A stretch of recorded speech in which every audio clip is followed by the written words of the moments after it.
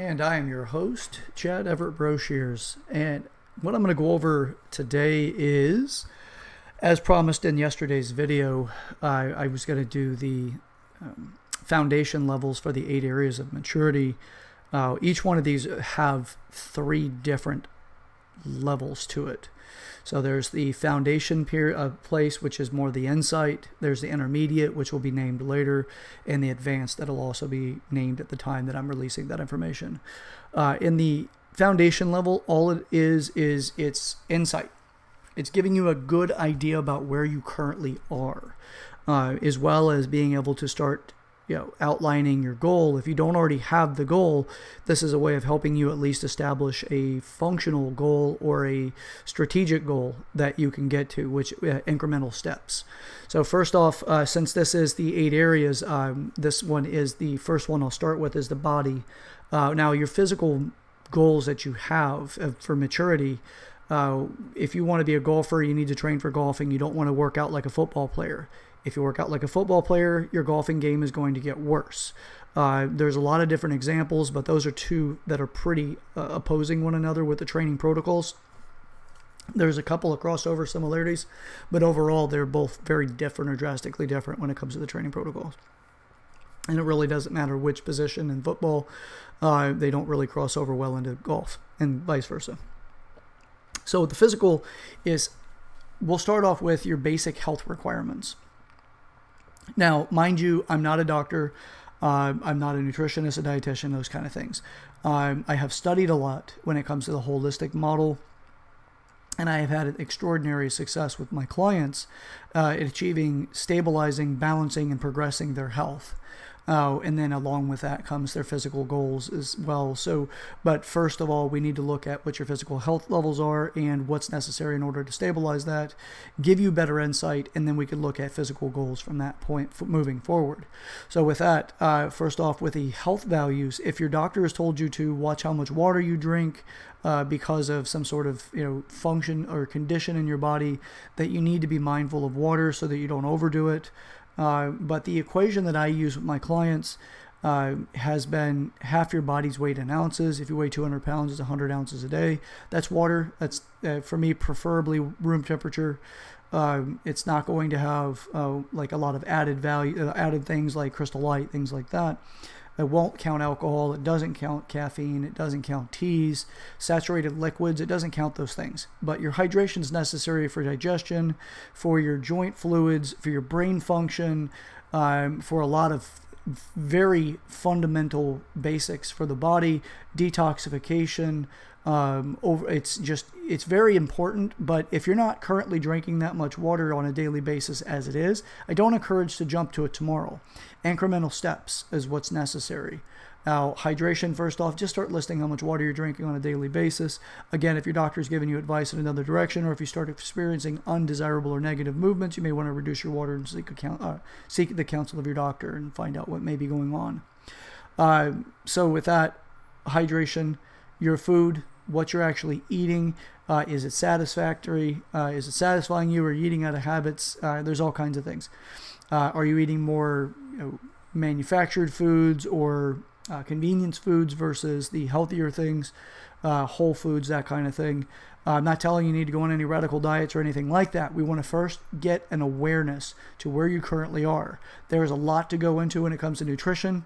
There's a lot of conversations whenever it comes to metabolic typing, the metamorphosis or the morphic styles of the body and which one you do better with, those kind of things.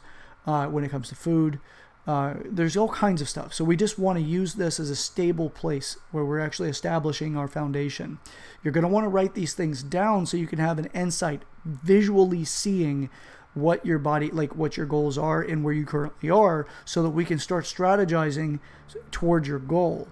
Now, food, you also have, when you sleep, are you in a normal, do you have the ability to sleep normal? And if not, is it a work-related thing? Is it a family-related thing? Or is it a habit-based thing that you just haven't been able to overcome? So going through the different stages there whenever it comes to your sleep as well, understanding that so we can at least have a stable foundation so we can move forward. So there's the sleep factor, your stress, The body will help dissipate stress as best that it can so that you can reduce the load in any one particular area. So the musculoskeletal system and all that. You know what? I don't want to go too far down that because that's going to be more intermediate into advanced. Let's just put it this way. It's if you can identify where your stressors are coming from, it doesn't mean make a parody of it. It doesn't mean that you don't take some sort of action towards it. Just be aware of where your stresses are coming from. Write them down. Don't take it out on the stressor. We want to use that as a way of building up later on. But for the time being, clarity is one of the first things that can help reduce stress. Just having absolute clarity about it. So with that, stress is going to be a factor. Write these things down. Now, once we have the awareness to what your current status is, that's when we want to start looking at what your goals are. If you don't have full clarity about a goal, or if you don't currently have a goal with your physical body, do you want to run faster, run further? Do you want to ride a bike better, ride it longer, more frequently? Do you want to go to a power lift? Do you want to be a bodybuilder? Do you want to have your body look in an aesthetic way that's very appealing? Do you have an activity that you're doing on a daily basis or want to get into? That's going to be what you want to put on the paper next so that we can understand what your goal is. And your goals can change. It's not like this is ironclad and then for the rest of your life, this is it. It could be, I want to know what it's like to have, 4% body fat or 2% body fat and be fitness competition ready. I just want to know what it's like so I can just have done it and then get on with my life. Whatever it is, we want to be able to stage it so we have first insight. What do you want with your physical body? That's when we know what your goal is. Then we can start saying what are going to be the best courses of action or the least desirable courses of action to achieve that goal. So with that, we want to be able to use these things. So get it on paper, and this is the first steps whenever it comes to the physical body and maturity. We want to have that first insight, then we can go from there. Okay? Don't overthink it. Don't stress yourself out. You can come back to this on a daily basis, add a little here, add a little there.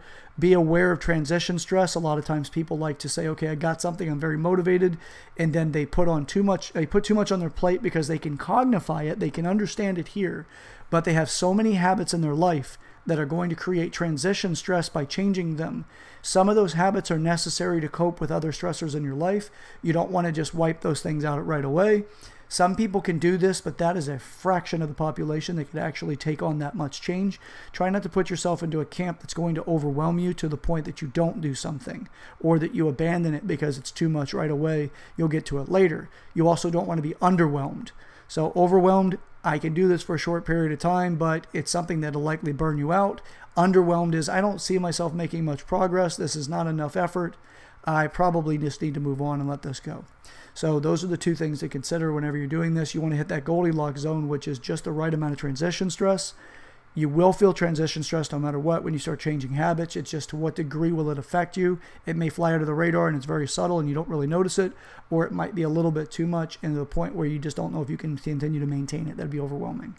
So with that, first level, let's get a foundation level put in here. I will be reaching out to the community so that we can talk individually about this or to do a video on this together so we can kind of go through it. We can practice some things and go through the process of strategizing the structures so that we can start making progress so that you don't forget about your physical body in the process of living your life. People do this. They do it all the time. They get focused elsewhere. They don't have enough of a habit that supports good health and their physical goals and maturity. They don't have that set up in a way that they don't have to think about it with a relatively good amount of energy. So they focus on something else. That energy gets dedicated elsewhere, and they don't do what's necessary to build themselves up. So we'll go further into this a little bit later. But for the time being, get this on paper, get a different insight on this, ask yourself questions to why this is important to me.